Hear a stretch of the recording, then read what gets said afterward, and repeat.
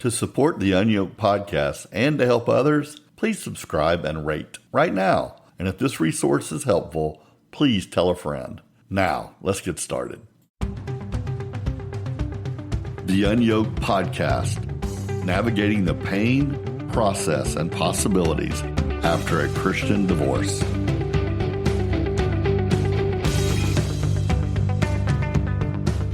Every life is a book, but what chapters do we read out loud? And who needs to know what, right? And what does transparency even mean in relationships? You know, in our church lives, we're encouraged to live life together, right? It's implied that good transparency is healthy. We share our sins with one another. And that's right? The theology's right. But, you know, it's funny, in church, we often encourage the same sexes to hang out together, to have their real talk, right? Men over here, women over here. But have you noticed the Bible is written to both genders? And it's so funny how much time we as a church put into separating and isolating and, oh, y'all don't need to hear that, we don't need to hear that. But God speaks to both genders. It's not like he's like, okay, I've got a whole book for women, y'all study and read that. Like, his rules, his principles, his laws, and what he's chosen to reveal works for both genders. But it's funny just how churches work, and we think that's part of our culture. I'm not sure every culture does it the way we do it, but I digress. But in the dating world, when we're courting post-divorce, who needs to know what and when? It's a lot more complicated than some people think. When do you unload your stuff? Half of you think, well, there's some things I'm never going to admit or tell. There's no way, none of their business. And other you are thinking, I want to live a transparent life. And that does not only mean forward, it may mean backwards too. You know, isn't there this tightrope balance between here's what you need to know about me and who I am, and then there's what I've done. And, you know, let's just see if that jives with who you say you are. Really complicated. So there's this, like someone you meet and they're like, man, I'll make really wise decisions. I'm really good. And then it's like, but I've been married 5 times. It's like, do you make wise decisions? Been married that many times? Like, well, I really like to sleep. It's just in my personality. Oh, but I was a stripper for 10 years and I worked between 10 p.m. and 4 a.m. 5 days a week. It's like, well, you used to not like sleep, but I guess now you do. Or, you know, I came from a conservative Republican background, but I had 2 abortions in college. Or, you know, I went to seminary. Look at me. But I slept with about 100 women in my 20s, right? Sometimes it's easy for us to draw a line and say, well, this is me before Christ. And yes, I sinned a lot, but man, I am a changed person now, and I don't do those things anymore. But for many of us who are maybe Christians since we were kids, we still have our moments, our what we like to call backsliding, if you will, but our seasons of life. Like, you know, I was a Christian before I was 10, but I've had 3 DWIs, and I have an unhealthy addiction to pills and pornography. Right? Like, let's be honest. You know, we look for stuff in our dating apps and the bios. Like, you know, sure, you look for looks and can they spell or not spell, and do they know how to put sentences together? I've got one that's my pet peeve. It's, I don't really know what to say here. Just we'll talk on our first date. I'm like, well, if you don't know how to type a sentence, like that's pretty bad. But really, we're looking for signs of what I call instability. Like, wow, look at all these selfies, or look at this bio, what they've said with what they look like. I just don't see a healthy person here. Like, I have a habit of I FaceTime before every date. Like, if you can't look at a phone and have a good conversation with me, why would I even go? The joke I have with my friends is I'm sort of looking for the cat lady. Like, hey, I'm talking to you and there's 15 cats behind you. I'm like, I had to know that before we went to Bennigan's and shared an appetizer. And I dated somebody. No, I didn't date. I was talking to somebody one time. They had the phone down. I was looking at their chin and their nose, and I'm like, yeah, you can't hold a phone correctly. Like, it's a no. Or I just don't know how to FaceTime. Well, okay, well, I need somebody technically literate, so I can't do that. But for the sake of this episode, I'm talking about, okay, we're 3 dates in. This is somebody that I'm really interested in.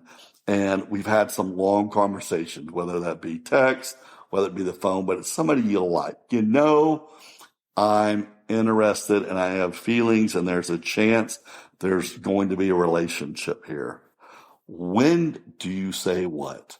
Like the second date, you're at Bennigan's. Hey, Steve, I really like you. But I just need to let you know my husband and I used to be in the swinger lifestyle. And, he's taken back.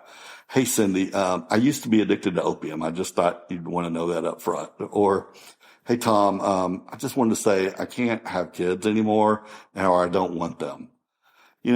At what age do we owe what? At what stage of building a relationship do we owe what information to our partner? I have a friend. Actually, she's my hairdresser. And, yes, I have a hairdresser. I wish I could just say I had a barber, but I have a hairdresser. I live in Collin County. We do these things.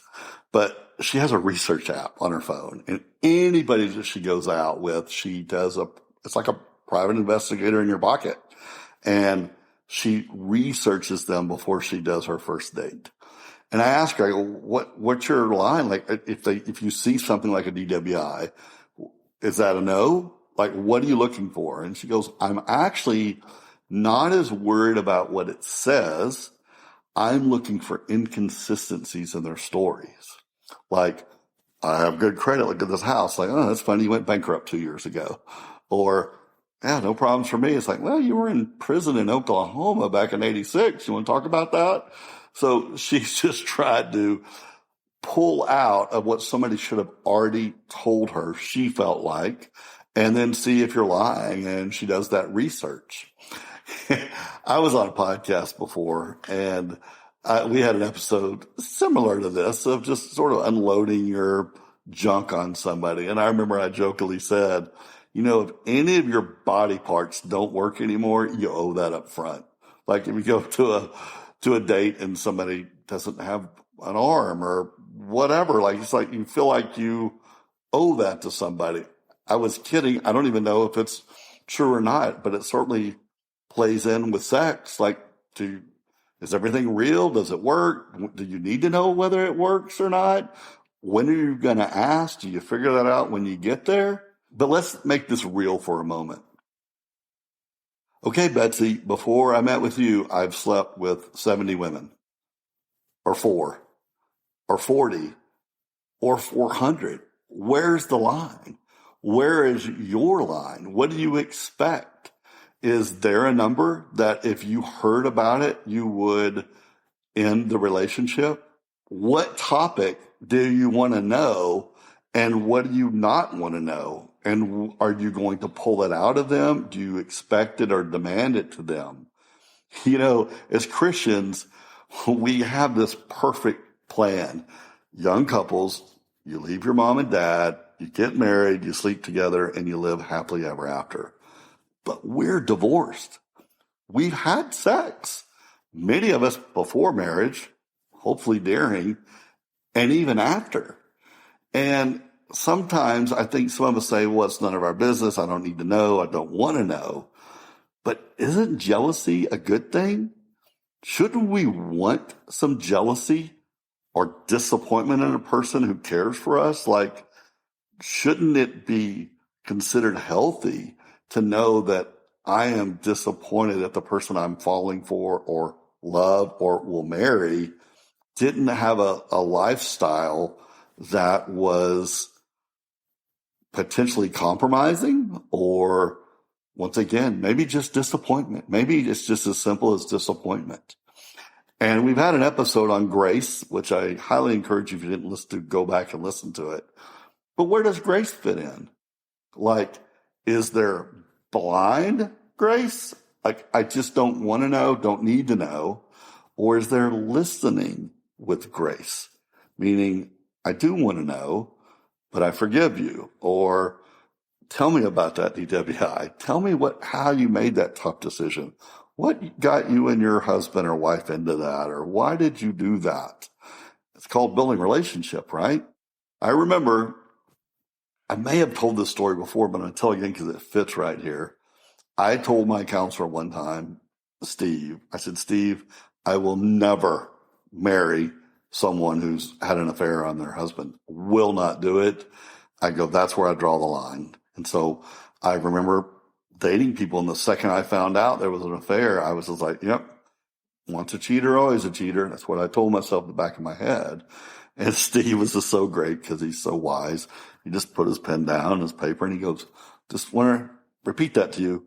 So you want grace for all your errors in the past with your new partner, but you don't want to give them grace. Like, that's what you're saying? I was like, yeah, I said that. I said it out loud and thought it. So I have had to chew on that a little bit of like, what does grace look like? And once again, what questions am I asking? And I think there is some wisdom to asking certain questions for sure. There are post-divorce mistakes, right? Versus things you might have done as a teenager or in college. And we've talked about it. Divorce is hard. Unyoking is hard. It's traumatic. And the numbing moments that come after it is real, very real. Many people post-divorce while they're numbing. Let's take a quick break. Are you facing the challenging crossroads of divorce? I bet you know someone who is. Well, now there's a resource for your shelf. Maybe for you, maybe for a friend. UnYoked Choices, the Christian Handbook for Divorce Decisions. A book for those in need. Buy one for you or for a friend. Navigate the divorce decision and the execution of unyoking with wisdom, strength, and confidence. Available now in paperback and Kindle, only $8.99. Order your copy today. Visit toddturner.com/books. UnYoked Choices, because these decisions matter. Just do stupid things. And there was a friend of mine. I know she listens to this. She'll know I'm talking about her, but you won't. I'm not using names. She dated this toxic guy. He was a horrible person. As a Christian, I'd say it with Jesus right here. This guy was horrible, toxic, narcissist, jackass.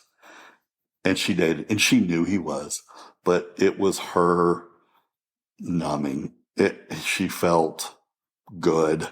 She felt horrible around him and good. She got it all. It was the toxic. It was the ups and the downs. And she just put up with him for years while everybody was saying, run from this guy. And I told her this, and unfortunately this wasn't the thing that switched her mind, but I just kept telling her, one day you're going to have a new husband, most likely, and you're going to have to tell him about this person someday. Be wise. You can't hide it. You can't hide this person in your life. And this guy's so bad, who knows where he's going to rear his head later. And people just do foolish things. And her husband's going to have to have a tough conversation one day. So let's talk about this. There is a difference between making mistakes and who you are, right? Who are you at your core minus your mistakes? And our mistakes don't have to define us, but there are patterns, and there are patterns that sort of make up who you are at your core. Enough evidence, I would say, yeah, you say you're this, but your evidence points differently. And post-divorce, how long does trying something new last? I mean, especially as you're older like me, aren't you who you are by now? I mean, how often can you just be a chameleon and change and try this and do this and I did this and do you not know who you are yet? And why are you dating somebody till you do? I mean, there's a giant difference between adapting to a situation and then being, steady in your lifestyle. Sometimes I meet people who are very flexible in their choices of lifestyle and what they do and what they want. What they're open to, very spontaneous. I'm sort of that way. But shouldn't it scare you if somebody is that flexible? If somebody doesn't know themselves, and they're willing and able to adapt so much, it's almost like a red flag for me when somebody doesn't have consistent behavior. It just screams that they may not know who they are yet, right? Okay. This is a little aside, but we're Christians here all talking. Most of us listening, right, are divorced. I got interviewed to be an elder at a church, and I was an elder for years. And I struggled with the question. It involves this topic 100%. While we're interviewing and going through all the biblical criteria for being an elder, and one of the questions that they asked was interesting, and I get why they ask it. So they said, have you done anything in your past that would embarrass this church or the name of Christ? And I thought, what a hard question to ask. Isn't everybody's answer yes? Like, and isn't that the whole? What Jesus does is renew us and change us, and we put on a new us, and we're renewing our minds. And so it was interesting because I get the point, but at the same time, it's like, yeah, but no, like, I don't know. I'm not selling heroin. And then one day you find out I was a heroin addict, but what if I was, and I'm not now? And so I didn't really understand the question. I think it really ties into this is, have you done anything that I would be embarrassed to tell my friends? Were you in prison in 1992? Well, do I want to date a guy who's been in prison or not? Right. And then there's this idea of, it's sort of the litmus test, is seeing an ex in public.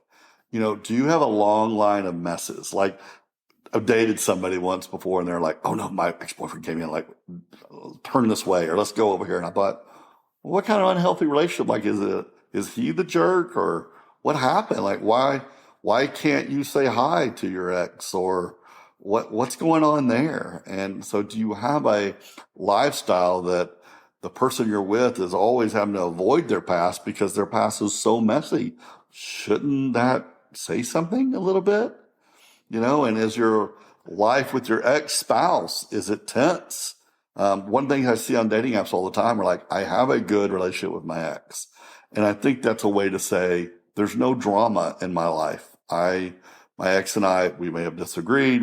Whatever happened, but we're grown adults and we know how to talk. Not that every situation needs that. There are plenty of times you need to draw a line. That is totally fair. Many of you listening are like, oh, heck no, I'm not going to have a great relationship with my ex. And that's fair. But there's a difference between who that person is and the time passed of enough forgiveness, enough grace to say we can at least talk anymore, right? Like, we can at least coexist. What part of who you were is a part of who you are? And what does somebody need to know? What parts do they need to know?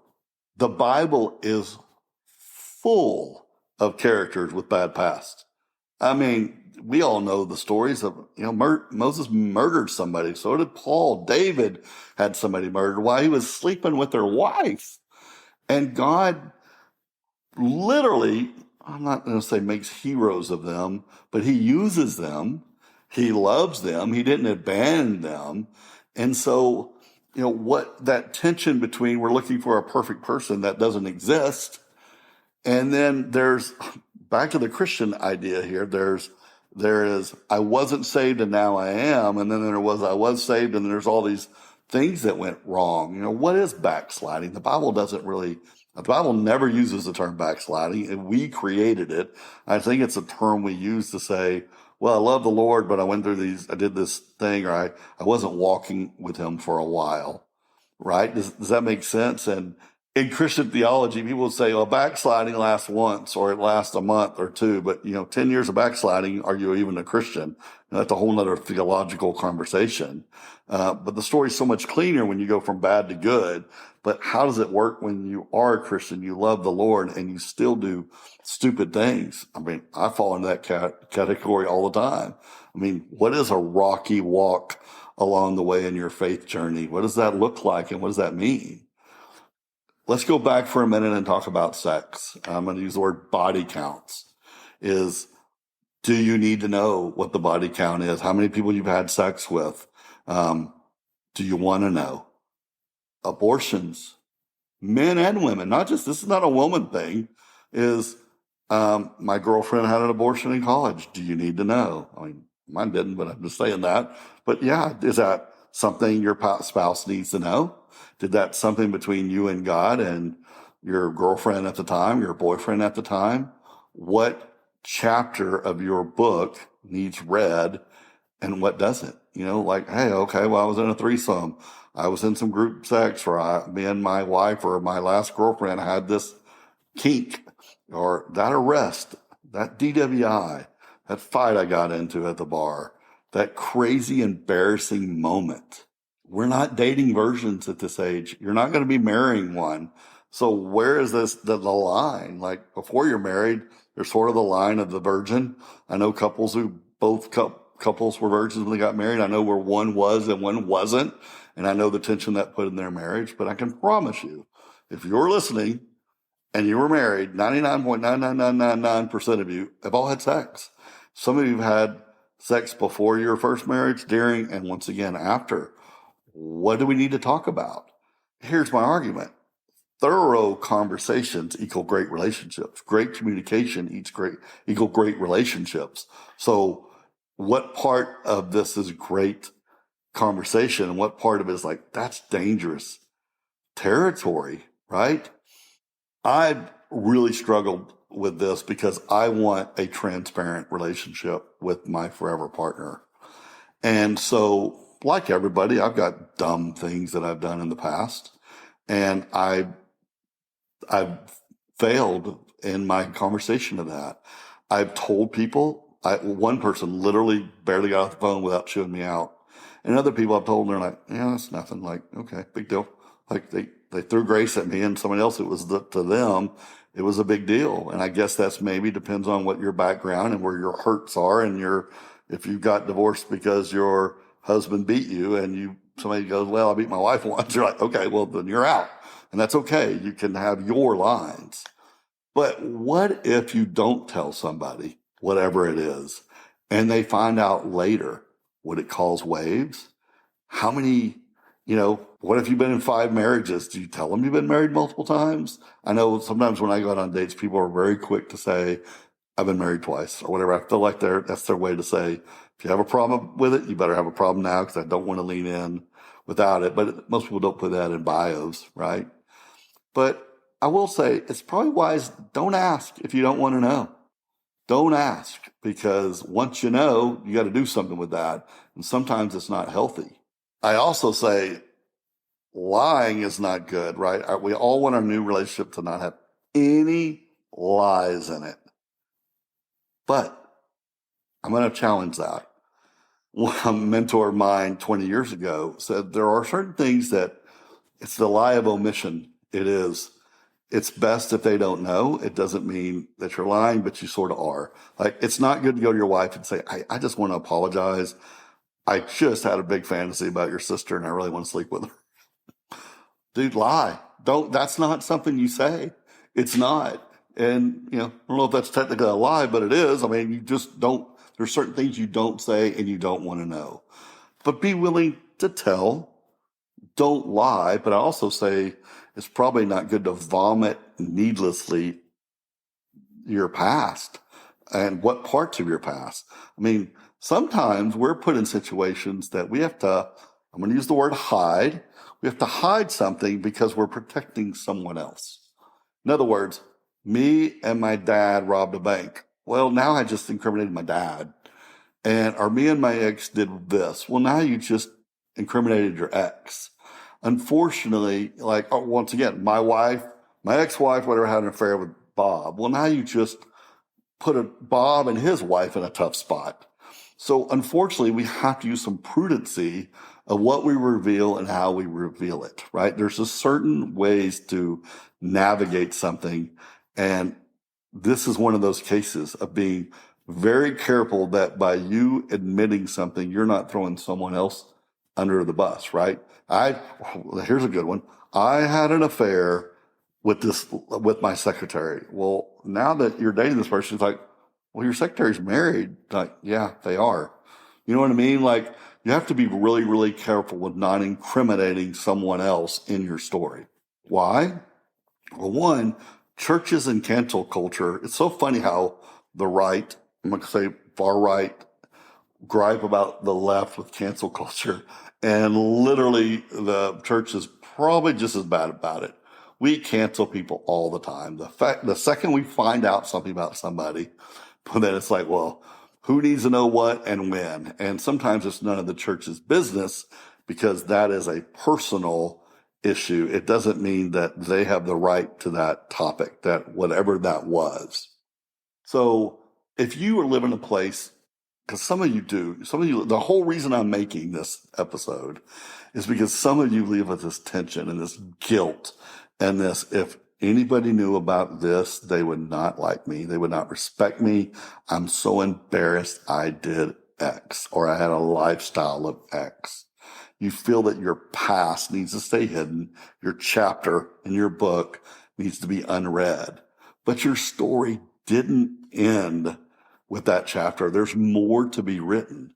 You know, right now, God is dipping his pen into an inkwell and writing your story and mine into his larger story. God turns broken stories into beautiful prose and those unwanted pages into amazing narratives. It's just not a promise, like it's a grounded truth and one that I know from personal experiences. I think we all look at our lives and we want to rip a couple pages from the narrative, but we can't tear out a page or skip a chapter and still make sense of our story. It's part of our story. Yes, we all want to rip out the details, but I've never met a soul who didn't feel that way. But I want to tell you that your whole book, it matters. I believe that you can have a better story going forward, even with these marred pages intact. You can change the ending of your story, even if it feels like you're trapped with a chapter and you come to a dead stop in your life. That guilt is weighing on you and you feel unlovable. But there's a way to transform the worst parts of your story into a work of art. God can do that. Your biggest mistakes have the potential to become God's greatest miracle in your life. Writing a better story is not an elaborate game of pretend. Let's act like it never happened. I'm talking about how we can wrestle out redemption from these jaws of brokenness and allow God to use those events for good. It may be hard to believe if you're still even living in some of that bad story, but don't give up hope. You know, I've experienced it. I've witnessed it in the lives of so many other people. God takes hard things and he uses them to showcase his mercy, his grace and forgiveness. And you can create a new beginning. Our worst scenes become God's best. Our pain is part of God's grace. I just wanted to spend some time today to talk about how the past is weighing some of you down and it's affecting who you date and how you date. So let's get into the weeds of that, of when do you unload that trunk of junk? How do you do it? You know, maybe after 3 or 4 solid dates, but before a true relationship begins to form. You know, that slow and steady building an authentic relationship. It makes you think through who you date, right? Who can handle that information?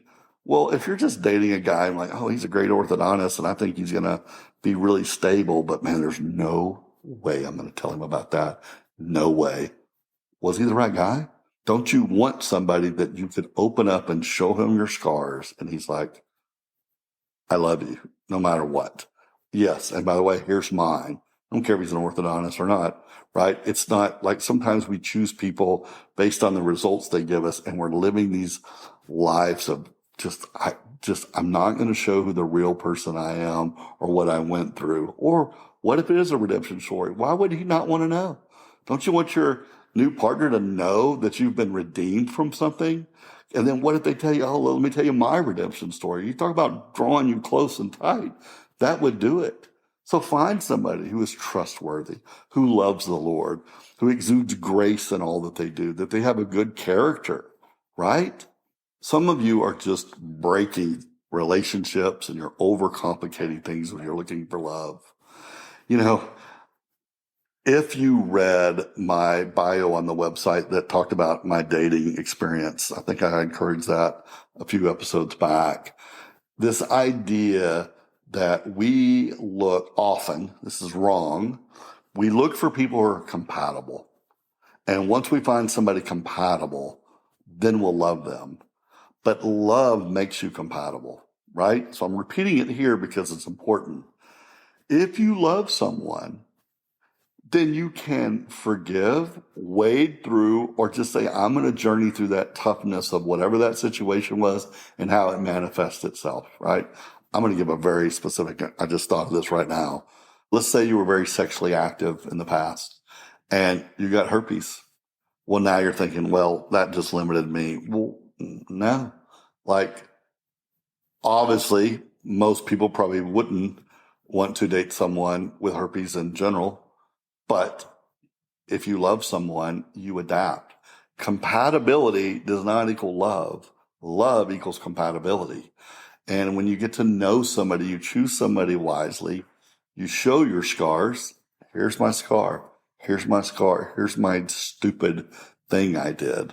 And as you love someone, you're like, yeah, I'll take you flaw and all. I'll take those scars and I'll reveal my scars. I know too many couples that are living lies. They didn't tell you they're the ones who caused the problem in their divorce. They didn't tell you, and they're dating now and they're living happily ever after. I'm like, you're living both lies. It will get exposed. We're all flawed. Let's start in there, right? This whole thing could have been wrapped up into that. We're all flawed. And so don't be so scared to open up and have a transparent life. Be cautious, be careful, maybe not on the first date, but choose wisely who you're dating. You owe some people some information. You decide where, and pour grace on their situation. Thank God for grace. Go to toddturner.com/divorce for more resources. Blessings.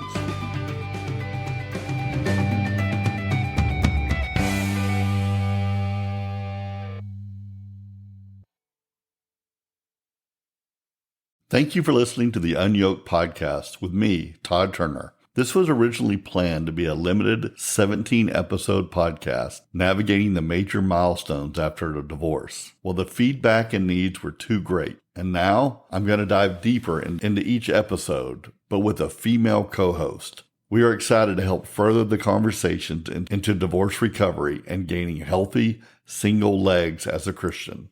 But would you do us a favor as we prepare our topics and episodes? Please go to toddturner.com/contact and give us feedback on the podcast, specific episodes, topics you wish were addressed. We would love to hear from you. Then, after that, please rate and review this podcast. You might not know how important that is to help grow the popularity and the reach of this resource for thousands of people who need it and don't even know it exists. Rate, subscribe, share, all of it. But let's start with go to toddturner.com/contact and let me hear from you. I read every single email that comes in.